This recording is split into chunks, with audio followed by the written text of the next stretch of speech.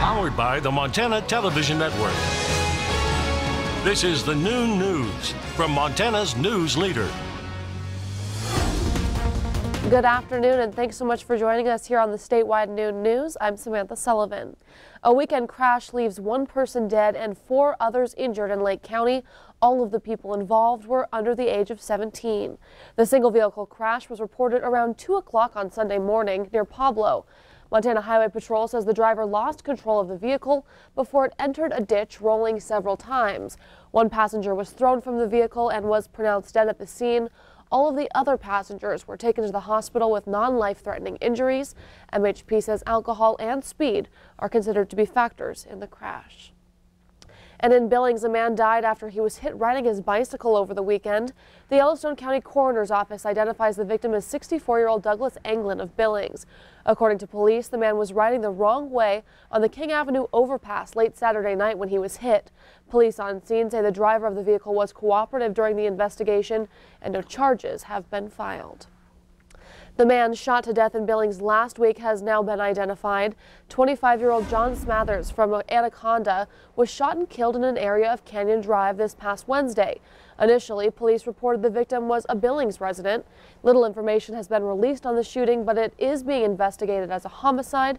Another man, a 30-year-old from Billings, was shot. He was transported to the hospital. As of right now, we don't have an update on his condition. Billings police continue their investigation and say they do not believe there is any threat to the public. In other news, just weeks before the holiday, Montana firefighters rushed to California to answer urgent calls for help as devastating fires tore through the state. MTN's Medeiros Babb caught up with some of the members of the Big Sky Fire Department who were eager to help and very happy to be home. It is pretty dramatic. When there's a time and a need for help, we're willing and able to do that. It's what we enjoy doing. We want to be there in the time of need.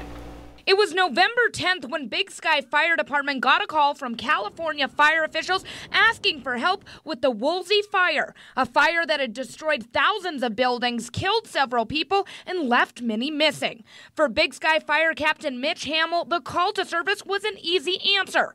Absolutely. We feel confident in our skills and our abilities and our knowledge of different situations, and we want to be there in that time of need. Hamill and 4 other Big Sky firefighters hopped into one of their fire engines and started down the road to California, anxious to help. The devastation and severity of the fire became real as Mike Ketchick looked out the window of the engine. You can still see fire burning up in the hillsides and a lot of smoke. I'd say hundreds and hundreds of engines, thousands of firefighters, all staged, ready to go. The Big Sky firefighters first arrived in Camarillo, but later were transferred to a staging area where the Woolsey fire initially started, which is about 30 miles north of Malibu. Even though there was a lot of destruction and people lost everything, the mood was, people were excited that we were there to help out for sure. Very appreciative. Because of the large amount of fire officials, the Big Sky fire crew spent most of their time at the base camp on standby and were able to return more than a week early than originally planned. In Big Sky, Medeiros Babb, MTN News. Now, CAL FIRE says the Woolsey fire burnt close to 100,000 acres, injured 3 firefighters, and killed 3 people. That fire is now at 100% containment. In other news this afternoon, housing prices in Bozeman are on the rise again as the city's population continues to grow. A recent report from the Gallatin Association of Realtors says from October of 2017 to October of 2018, the median price for a home in Bozeman rose from around $370,000 to $450,000. That's a 20% increase. The price increase for condos and townhomes also saw that same 20% increase.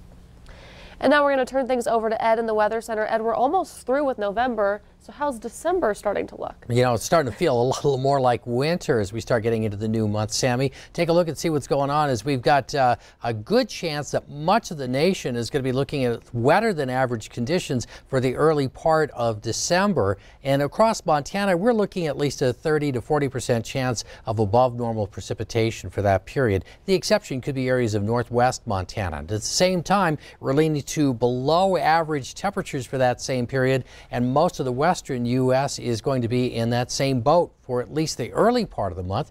We do have a little bit to talk about in the short term. We'll have more on those details coming up in just a few minutes. Thanks so much, Ed. And before we take a break today, a father-daughter duo share a special bond over their love of speed. MTN's Brandon Sullivan brings us a preview of a story you can see tonight during the statewide newscast at 9 on the CW.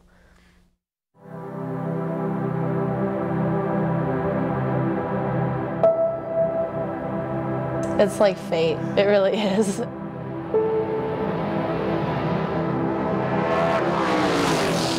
I can't imagine what else, like in this chunk of time that we've been drag racing,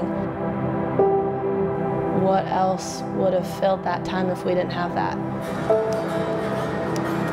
The most important people in my whole circle, the people I love the most, I met out there. Everything under the sun has happened to me. Every important thing, for the most part, has happened to me out there. What would this life have been like without it? It's unimaginable.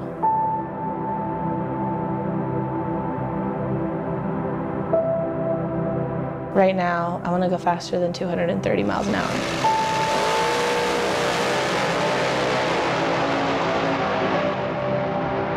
Casey gets in that car and she just wants to rip their throat out. She just wants to kill them. And she's got an instinct I don't have there.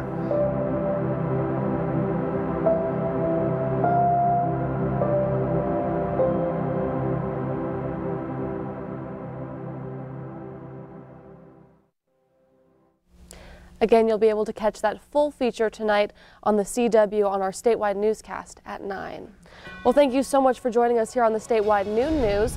Over 14,000 jobs slashed as General Motors announces some major changes. More on that when we come back. But first, Ed's in with a full look at the forecast as we get this week started. We'll be right back.